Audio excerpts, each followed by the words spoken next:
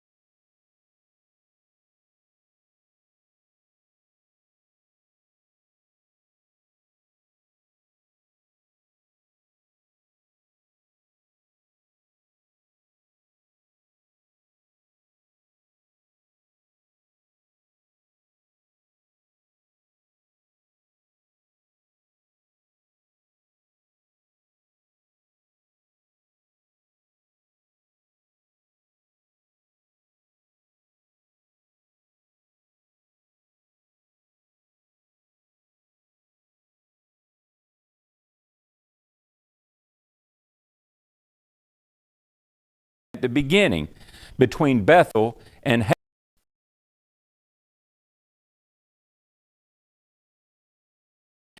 Abram called on the name of the Lord. And Lot also, which went with Abram, had flocks and herds and tents. So Pharaoh had kicked him out because he went down there because of the famine, but because of what he did to Pharaoh and to see Pharaoh, Pharaoh's like, no, get out of here. Gave him a lot of stuff, kicked him out. Now, in the first verse there, did you see they're in Egypt? So picture yourself in the top right corner of Africa. And it says, and all that he had, and Lot with him, into the south. What does that mean? So when you read that, you're thinking, wait a minute, Egypt's in Africa. Canaan is up near Israel area. So does that make sense? See, it didn't say he went south. He went into the south.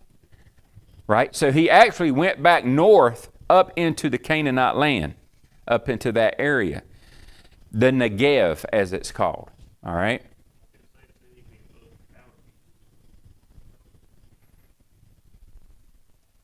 Where's that at? Oh, yeah, went up out of Egypt. Yeah, it says that there. But then it says into the south. So, for example, if somebody's in Texas and they're like, they went to the south, well, what does that mean? That they went east to the Carolinas and Georgia? Or does that mean they went to Mexico?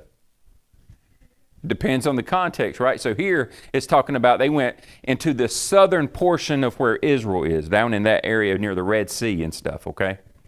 The Dead Sea, I'm sorry. Near that area of the Dead Sea. And I have a graphic of that in a little bit, and I'll show it to you. Is the famine still going on? Yeah. So, how's Abraham going to deal with that?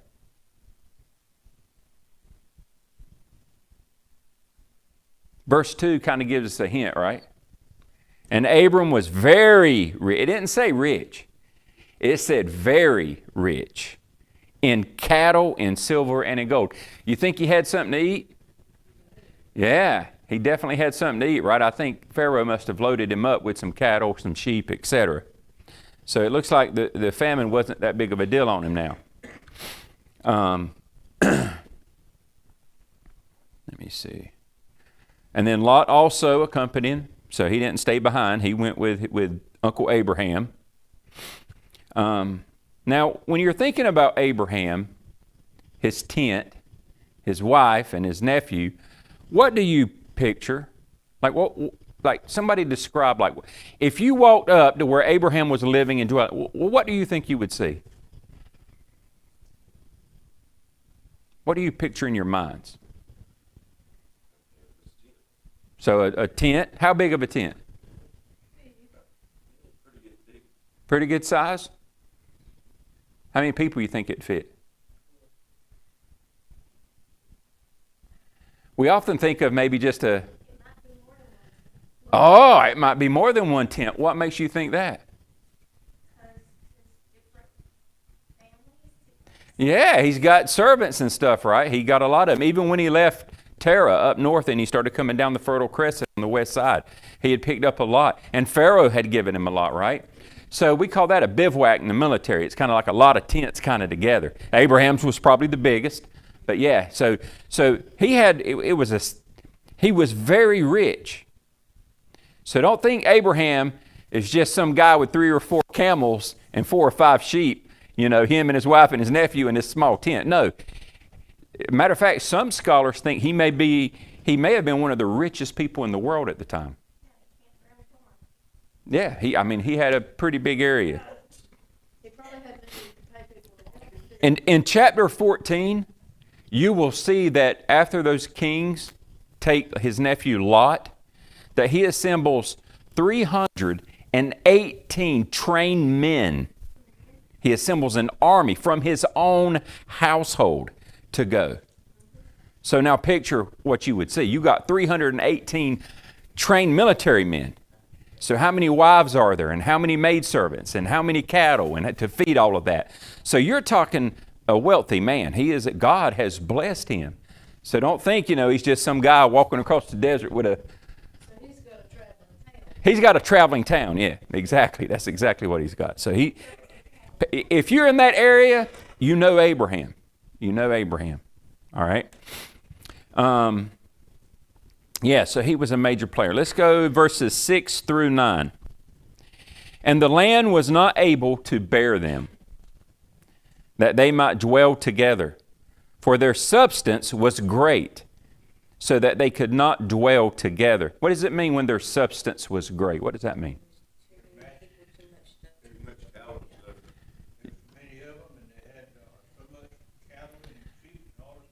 Yeah, their substance, right? All that, their wealth, basically, all their stuff that they had, it was just too much for that area. Let's take Lohr, South Carolina. I mean, it can support 12,000 people or whatever, but what if 137,000 people moved to Lourdes? Mayor would probably be like, whoa, it's too many people. Y'all need to go to Tabor City or... I know, they're working on it now, right? They're about to reach that. So yeah, but after a while, you either expand or you got to say, go somewhere else. I mean... Yeah, I'm sure they do. Yeah. And so that's what it's saying here, like between what Lot had, and he had a substantial amount, and Abraham, they just had so much that the land would not support both of them living in the same area. That's what they're saying here. Okay. And there was a strife between the herdmen of Abram's cattle and the herdmen of Lot's cattle. And the Canaanite and the Perizzite dwelled then in the land. They keep bringing that up, don't they? The Canaanite. The Canaanite.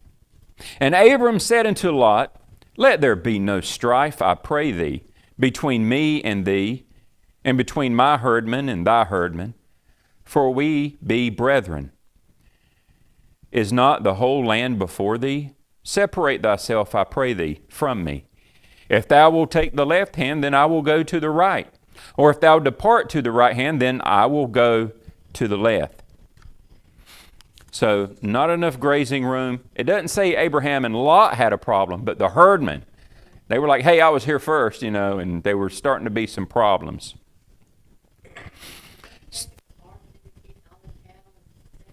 I imagine it was hard to keep them separated, yeah. So Abraham tells Lot there's no need for strife, there's plenty of land. Now, who do you think was more powerful? Abraham, right? So, Abraham could have said, Lot, this is mine. Go on. Just go on back where he could have done that. Do you think people today may have done that? To a cousin or a nephew, like, look, we ain't got enough for both of us. You go on over. So Abraham is showing his generosity, right? He's showing his generosity here. Now, he's letting Lot choose what he wants. Could you imagine that? Think about it. Could you imagine your son or your daughter, they're 18, they get married, and you say, hey, which land do you want? You get choice. And if it puts me out, that's okay. I'll go somewhere else. Could you imagine that? That's generous, especially when you have more. So I think so he lets Lot choose what he wants. What do you think Lot's going to do? Do you think Lot would do what we would do and say, look, uncle, you are too generous. You know what? Why don't you go ahead and take the best and I'll come over here? That's what we would do, right? You take the majority, uncle. And is that what we would do? I mean, you've already blessed me, Uncle Abraham. How about I just take what I got and I'll move over here if that's okay with you? Is that how we are? We don't want to answer, do we? I mean, you can apply that to about anything when you're splitting stuff up. Why don't you go ahead and take what you want? Because, see, there's something behind that. There's something behind that. We'll get to it. Well, here it is. Abraham walks by what? Faith. Who's going to take care of him? Who's made him a promise? Who's given him a prophecy? God. He's just passing through, ain't he?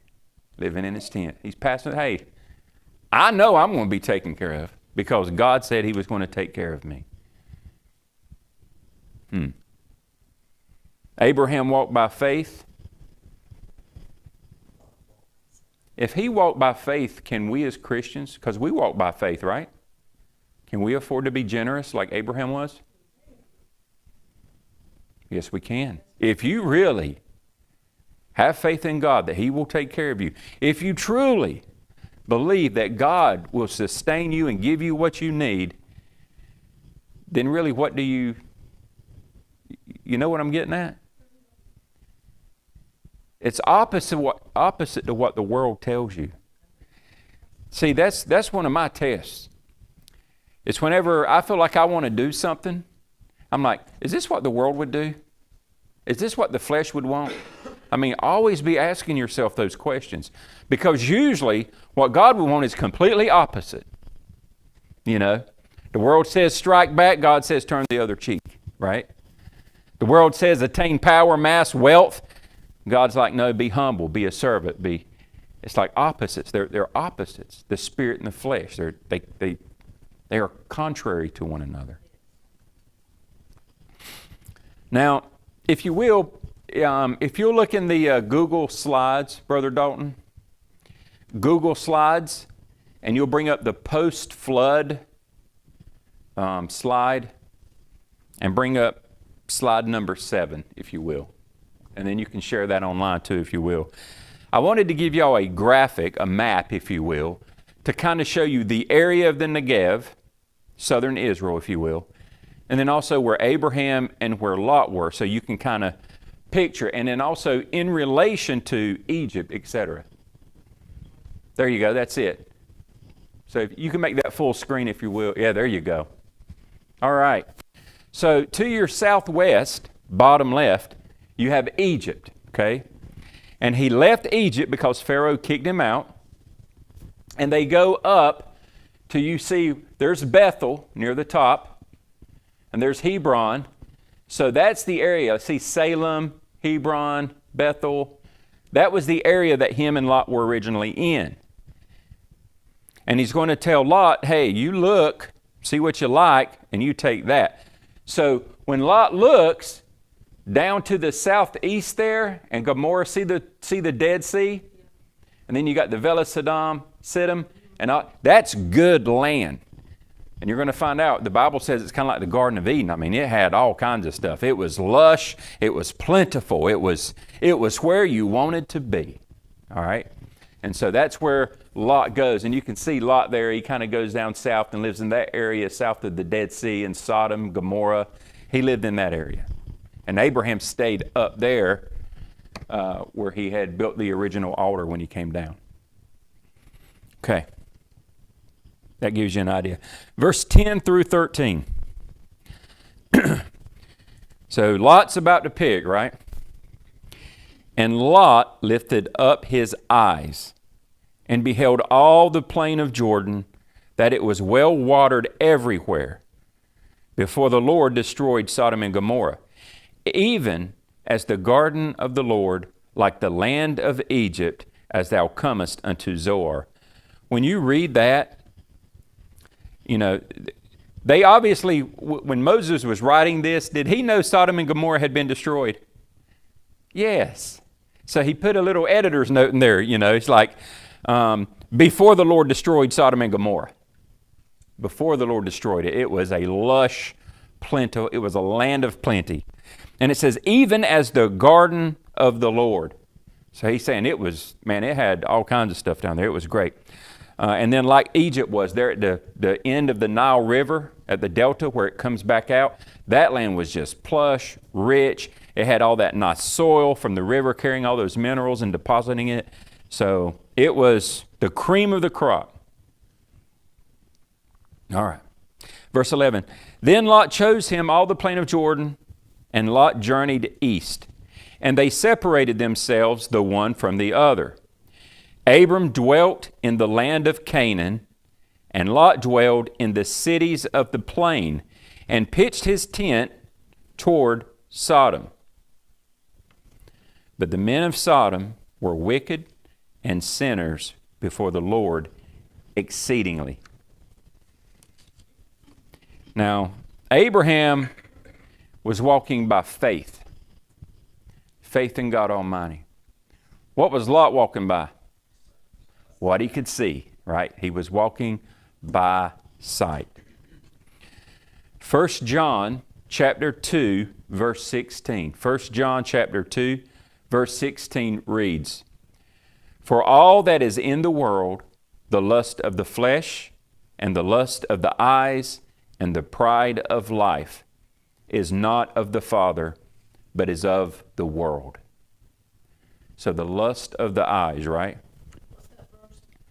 1 John chapter 2, verse 16.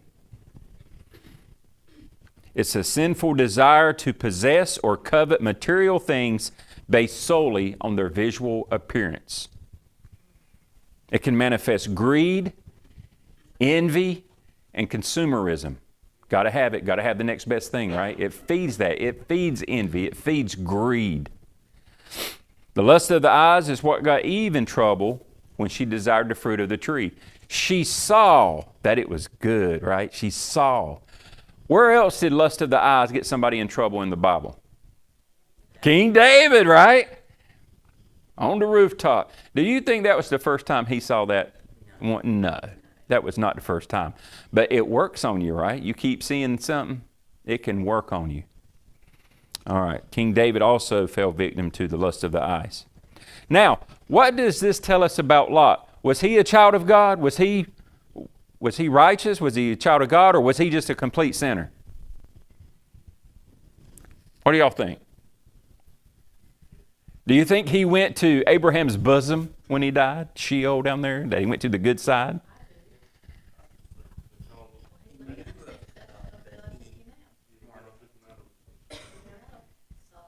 God did take him out of Sodom and Gomorrah. Did he go, or did the angels have to snatch him up and take him out? Did he say, wait, let me tell these other, wait. Well, we get the answer in 2 Peter chapter 2. So if y'all will turn with me in the back of the Bible, 2 Peter chapter 2. Let's see what it says.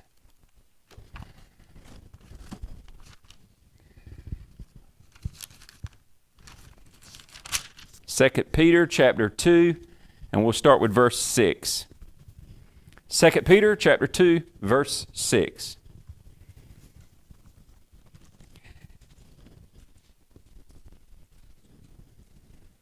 "And turning the cities of Sodom and Gomorrah into ashes, condemned them with an overthrow, making them an example unto those that should live ungodly.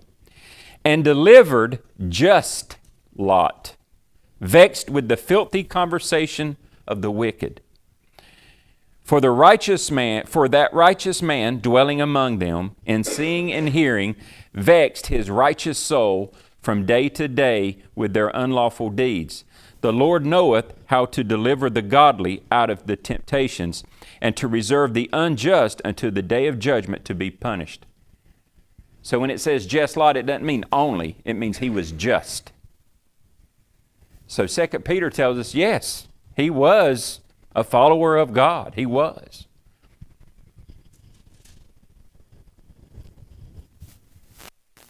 For a time, Lot did maintain that outward appearance of separation from the world with his uncle Abraham. He did.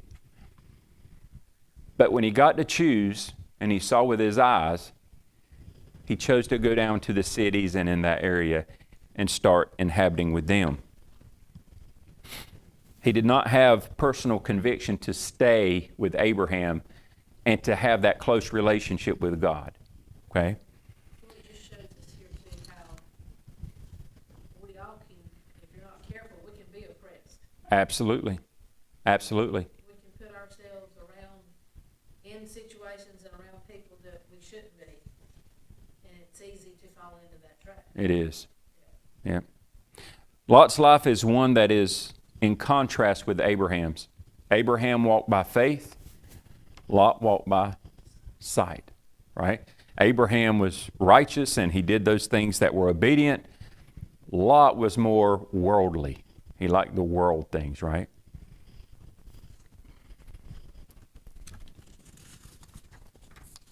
Lot is marked by uncertainty and restlessness, while Abraham was marked by purpose and peacefulness. Now, as we read, and when you read about some of the things that Lot does, it appears that Lot was trying to influence the world, right? But what actually happened?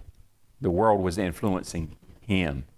So you have to be careful. That's why when you send Christians out on missions or when you send Christians to evangelize, be careful who you're sending. If you got a Christian in your church that used to be an alcoholic, where do you not want to send them to witness? A bar, right? You shouldn't be sending anybody to a bar to witness, but you know what I'm saying. You don't go to that guy over there that's got a fifth of whiskey sitting next to him. Don't do that. Send somebody else. And so, the world ended up influencing him. He did not enjoy a close relationship with God.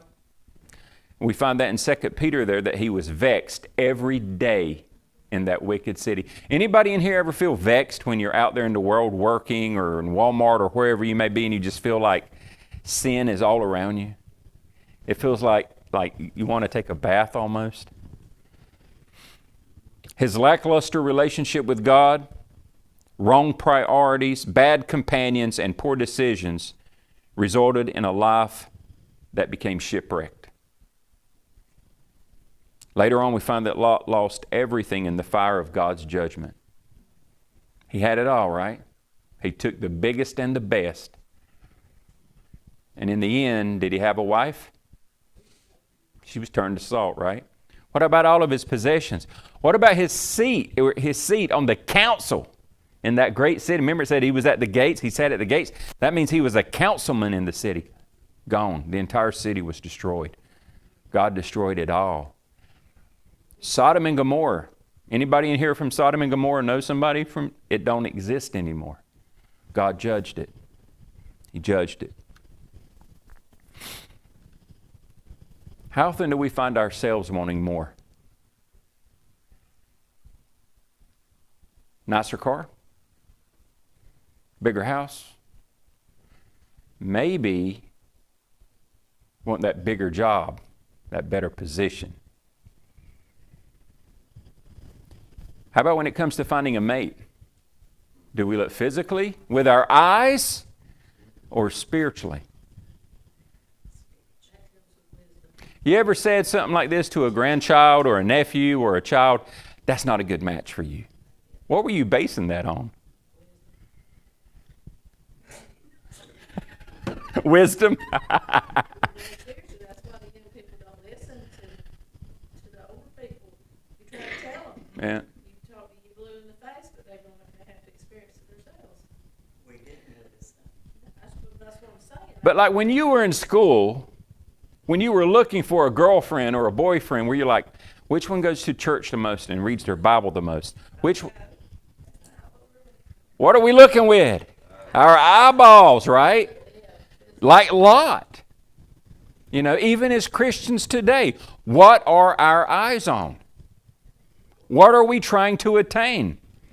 Are we still not trying to eat of the fruit of the tree of knowledge of good and evil that was in the garden? Are we not trying to live as long as we possibly can? Do whatever it takes. People will spend their entire wealth on trying to live an extra day. Why? Have you ever really thought about that? You're a child of God. You're a Christian. If you have faith, guess where you're going? A new body, a new home. You'll be with Jesus Christ. Your time is done. Your job on earth is done. God said it's done. But people, even Christians, will fight tooth and nail. Just if I can just get a few more days. Think about it. Does that make sense?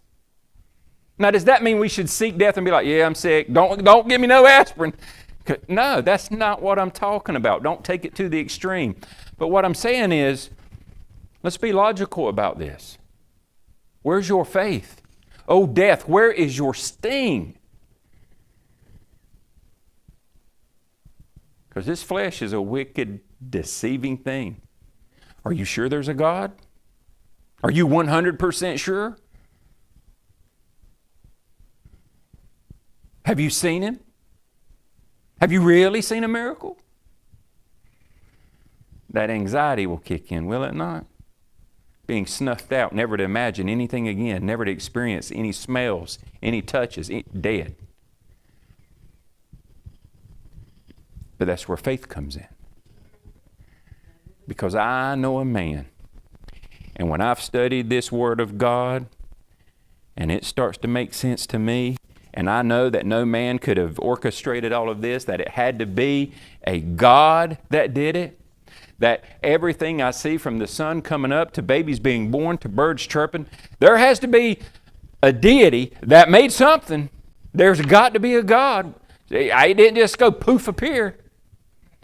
So yes, my faith is in Yod-Heh-Vah-Heh, Yahweh, God, Jehovah. That's where my faith is. That's where it is. And I believe it with all my heart. And we should be happy and not worry because He's already done it. He's already done it. We just have to believe in what He's done. Absolutely. He knows already. He knows these things already. He's basically telling us history. Revelation to God is history. When you're outside of the time domain, the dimension of time, it's all history to God. He knows it all. He's seen it all. So, yeah. But we desire all these things.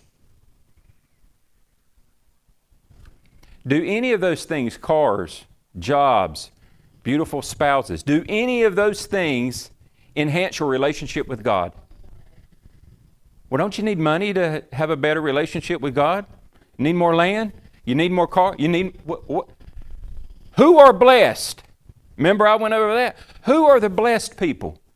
The poor in spirit, the brokenhearted, those that mourn. It starts making sense because the Bible tells us it's all about faith. It's all about believing in things that you have not seen and touched. You believe it. And when you have that faith and your behavior reflects that faith, like Abraham. Go ahead, take what you want. Because I know a man. I know a man. You go ahead. I'm going to be taken care of. Whether I have one camel or 1,000,000 camel, I know that I'm going to be taken care of, and I know that my offspring is going to be as the dust of the sand. I mean, I'm good. You go ahead and do it. He rested on it. He had faith. And it was counted to him as righteousness. Righteousness. You don't know I was going to preach some, did you? Preach, teach. Petition. I'm petition, right? That's a new word on this date. All right. But yeah, there's an important lesson to be learned from Lot. Yes, he was just before God's eyes. Yes, he was. But he was one of those that was more entwined in the world and trying to please the world and trying to get from material things in the world than he was his walk with God. The same is true for Christians today.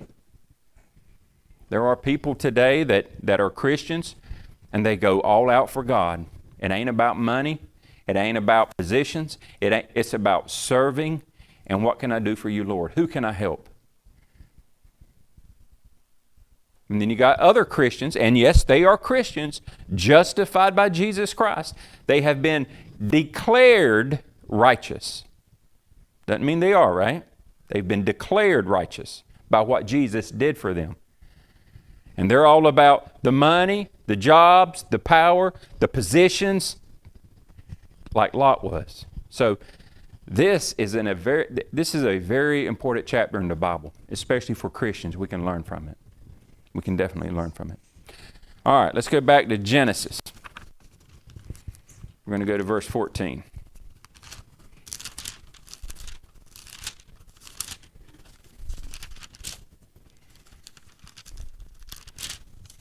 All right, 14. And we'll read through the rest of the chapter. And the Lord said unto Abram, after that Lot was separated from him, lift up now thine eyes, and look from the place where thou art northward, and southward, and eastward, and westward. Can God give you material things? Can God give you land? Can God bless you with those things? Absolutely. But who do you want to do it? God, right? For all the land which thou seest, to thee will I give it, and to thy seed forever. And I will make thy seed as the dust of the earth, so that if a man can number the dust of the earth, then shall thy seed also be numbered. Arise, walk through the land in the length of it and in the breadth of it, for I will give it unto thee. Then Abram removed his tent and came and dwelt in the plain of Mamre, which is in Hebron, and built there an altar unto the Lord. Lord said, move. What did Abraham do? He moved. He moved.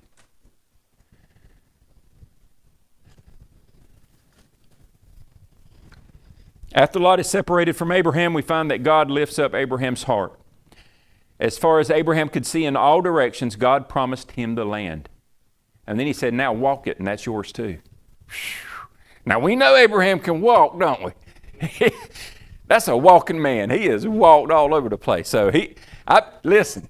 Now, what would we do today as Christians if God said, everywhere your feet touch, that's your land? Would we not? Would we not? Somebody have me water and Tabor. I'm coming through at 4 o'clock. That's just the flesh in us. We are. Oh, wretched men, women that we are.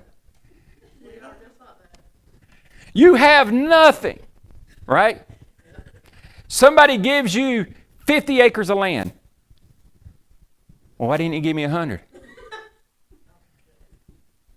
How about this one?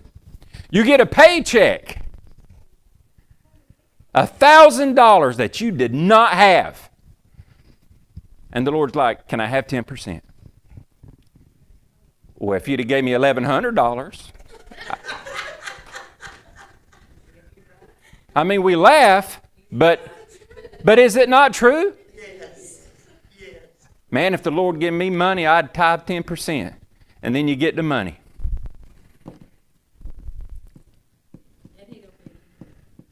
They got enough money at that church. You know what? I'm going to help me help them. Because I need this. And that will allow me to help them better. Because I'll look good pulling up in that car. Or, right? Do we not justify? Do people not justify? You know, I wonder, because, you know, even the purest of Christians, the ones that, I wonder where they stand. I wonder where I stand with God. When He really measures me. When He pulls out the books, when He really measures me, man, how disappointed am I going to be? Lord, I thought I was doing good, but you know what? You've shown me, oh wretched man that I was. But praise God, I'm in this new body that Jesus paid for. My sins have been forgiven. And Lord, I wish I would have done more. I don't want to say that.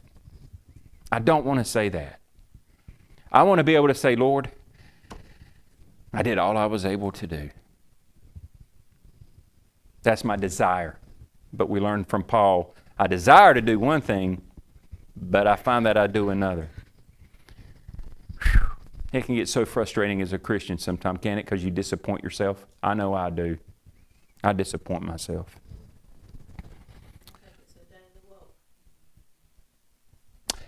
In verse 15, it says, For all the land which thou seest, to thee will I give it, and to thy seed for 10 years? Forever. How long is forever? Is it still Abraham's land? And what are most wars in the modern era fought over? You see, it was God's land to give, right? It's His. You see, out of the whole earth, God's like, that piece right there, Israel. That's my holy land. Those are my chosen people. That's mine. That's mine. That's God saying, let me show you what I can do. Let me show you what I can do. I just need that. And from those people, there's going to come a man. Think about it. God can do amazing things with something small, something hard-headed. He can do amazing things. So praise God, he let me do something. Because I'm about as hard-headed as they come sometimes, right? But yeah, God's like, that's my... And what are most wars... How long does it take for Israel to be in another conflict? They are surrounded by people that absolutely hate them, despise them. Long time. They've been beat up, kicked out, beat up, laughed at, mocked, holocausted. I mean, think about it. They're still there. They're still there. So, God knows what He's doing. And America better wake up. Because there was a blessing given to Abraham from God. Blessed are those that bless you, and cursed are those that curse you. So when you see all these college protests and these pro-Palestinians wanting to wipe out Israel, let me tell you something. Be on your knees.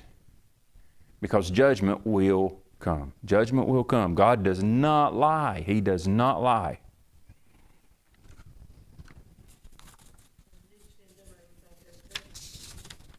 All right. Moved his tent and he went on. And he continued that close relationship with the Lord. Now, chapter 14, right? What time is it, sweetheart? I'm talking to my wife for those that can't see her. 7:50? 7:55? All right. Who studied again? Who was the four? Y'all come on up here a little bit. Actually, you don't have to. That's kind of mean of me, ain't it? What would you like to share? Sister Sherry. Because let me tell you, I got a phone call last week. One of our church members, Pastor Dwayne, I've been studying, I was ready. You had to cancel church because of the weather. So I'm excited, ladies and gentlemen, to call on Sister Sherry and Sister Renee and Sister Margaret and Brother Hazard.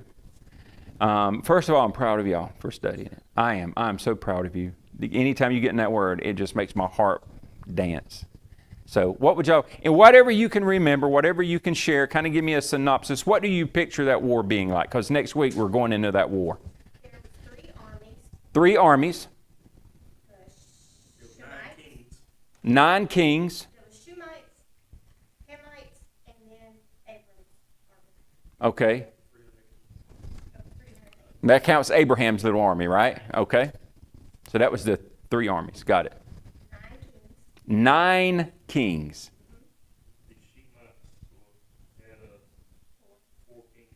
Okay. And where did they dwell at?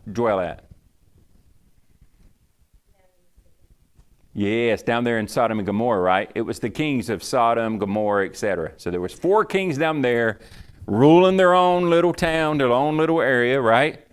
And who comes in? The Hamites. Hamites. What's the key word in that Hamites? Ham. Who was Ham? Yeah, their brother, right? Noah's son. Which one was cursed? Cursed are the children of Ham, right? The Hamites. That's who we're talking about, right? So, where did they come from? Not by birth. Location, geography. Geographically. Ham. That's Brother Hazard for all you watching. He had the best answer of the night. Now he's turning red. Man, if I could focus that camera on you, boy.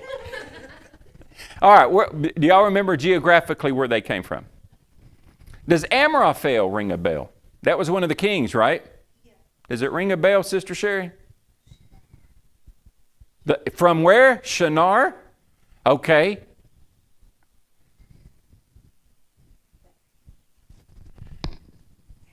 But what? I can't. What? Babylon. That's the land of Shinar, right? Babel, the Tower of Babel, the land of Shinar. And that's the birthplace of who? Abraham. Now, one of the things that I've kind of looked into, and no, I cannot put an exact truth on this, okay? But from what I have studied, for that period of time, in that region of the world, there were some key figures. One was Nimrod. He's in the Bible, right? Now, Nimrod means rebellious one, okay? Nimrod. But a lot of people think that was a title that was given to him, right? So, for example, Joe Biden and Sleepy Joe. You know, somebody would say Sleepy Joe was a title given to him, right? Or he was the one that rebelled against God, Nimrod, right? So instead of saying Dwayne Nobles, you'd say pastor, or it was a title. Some people think that. Hammurabi, anybody remember that? The Code of Hammurabi in school? No? A lot of people, he's the one who took the elephants whenever, well, anyways. A lot of people think that Hammurabi was the same as Nimrod, who was the same as Amraphel. So a lot of people believe that they were all one and the same. And there's pros and cons. I don't know. It was the same time period, etc. But I thought about this when I was doing my research on this like 8-9 years ago. I was doing the map because I told you I did an in-depth study on this. So Abraham left in Iraq. He went up to Haran and stayed there where his father was a little while. And then he came on down south to where Israel is today, down in the Sodom and Gomorrah area, okay, down in Canaan down there. One of the reasons he left is, God told him to leave, but guess who was trying to kill him over there in because he didn't like the false gods, and he was saying there's one God. Like Nimrod. Remember, his soothsayers were like, hey, that child born of Terah is going to uproot you and overthrow you, and his offspring will be your death. So if he got away and you're the king of Babylon, the ruler of the world at the time, what would you do? I often wondered, would you go after him? Would you pursue him? Right? Because they went around and they came down waging war wherever they went. And all those kings, right? It was an alliance. They all came down. Now, I don't know. That's just me thinking strategically that might be one of those reasons that they would have came down. But they do come down to Sodom and Gomorrah, the 5 kings, and they're under so they war and they're going to win. And Chedorlaomer, one of the kings that's with the 5, he kind of says, all right, I'm establishing the area, right? So the 4 kings of Sodom and Gomorrah are going to serve Chedorlaomer for 12 years, if I'm not mistaken. 12 years. And then in the 13th year, that area around Sodom and Gomorrah, they rebel. They rebel against him. And he brings those kings back and they go in and squash them. And that's when they take Lot and they're like, all right, we're leaving. And that's when Abraham's not so fast. And we'll get to that story next time. But how do you envision their armies? Like if you were on a mountaintop there in, Sodom and Gomorrah area, and you're looking over the valley of Siddim, right, in that big area, what do you see? Do you see maybe like 5 men on horses wearing crowns or something, and then a bunch of these soldiers, foot soldiers behind them? What do you see? Armies, right? But just, thousands of them. You see any giants? Oh, yes? Why do you say yes? The Zuzimims, right? The Rephaim, the Walking Dead, yeah. So there's some weird things going on in these armies. And the Bible specifically mentions them, okay? So if you were to, anybody seen that movie Lord of the Rings? Okay, you remember when they're fighting, you got these like troll things, and then you got these giant ogre things, and I mean, this is like a major war. This is a major war. 5 kings against 4, and their armies are vast, and they've got giants because they're the descendants of Anakim, right? Anakim was around in this time. So when you read King David, it's like they were the Anakim. So the giants are making their appearance now. After the flood, the giants are now making their appearance during this battle. So this was a major war. And when you find out that Abraham takes 318 of his men and they go and beat the mess out of them, it weren't just normal people. So God was definitely with him. God was definitely with him. Anybody else want to add anything about the kings and the wars? Sister Margaret, you got anything? Okay. Melchizedek? Oh, Melchizedek. Oh, very good. He's a mysterious figure, isn't he? That's your homework for next week because, that's an interesting one. Very interesting. But anything else besides Melchizedek? Okay. Sister Renee?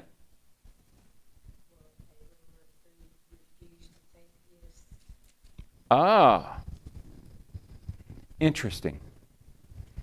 Abraham will refuse to take gifts. He took gifts from Pharaoh, right? And what happened?